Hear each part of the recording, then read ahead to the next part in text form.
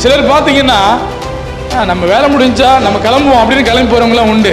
ஆனால் சிலர் மாத்திரம்தான் சபையை பெருக்கணும், சாப்பிட்ட தட்டை கழுவி வைக்கணும், அல்லது சுத்தம் பண்ணணும், நம்ம சபை நல்லா இருக்கணும் அப்படின்னு நினைக்கிறவங்க பாருங்க, சிலர் மாத்திரம்தான் இருப்பாங்க. ஆனால் அந்த நேரத்தில் கூட நாம் சபையில் இருக்கிற முக்கியமானவர்கள் யாரும் எந்த வேலையும் செய்யாதவர்களை கண்டு சில நேரங்களில் கோபம் தான் வரும், இவங்களாம் பாரு கண்டுக்காம போயிட்டாங்களே அப்படின்னு. ஆனால் நம்ம என்ன பண்ணிடலாம், மன்னித்து அவர்களை மறந்து விடலாம். அது வேலை செய்கிறவங்களுக்கு தான் தெரியும். பாஸ்டர் நாங்களாம் வேலை செய்கிறோம், இவங்க என்ன பண்ணிட்டாங்க விட்டுட்டு போயிட்டாங்களே அப்படின்னு மன வருத்தம் வரத்தான் செய்யும்.